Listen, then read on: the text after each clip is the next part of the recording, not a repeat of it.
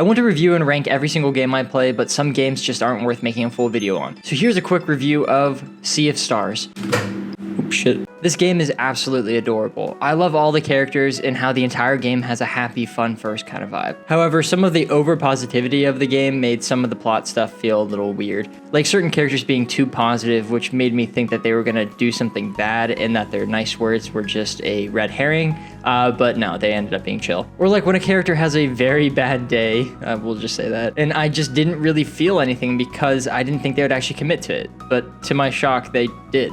However, I never felt the impact of it because I didn't actually believe it happened until the end of the game. But to my shock again, if you actually beat the game, it turns out they don't actually commit to it, but that takes a little bit more time. So for the majority of players, they did actually commit to it. And since we're basically on the topic of the post-game content, I would just like to add that I found basically all of the post-game content more enjoyable than all of the actual content of the story. And I don't mean the boss fights, I just mean the running around the story. Once you're able to fly around, it makes the game so much more fun. Garl was definitely my favorite character. I always felt it seriously negative impacted my gaming experience when I didn't have Garl in my party, especially in the early game. Close second was the Alchemist, who was fun to play as, but I felt like had a bunch of negatives story-wise.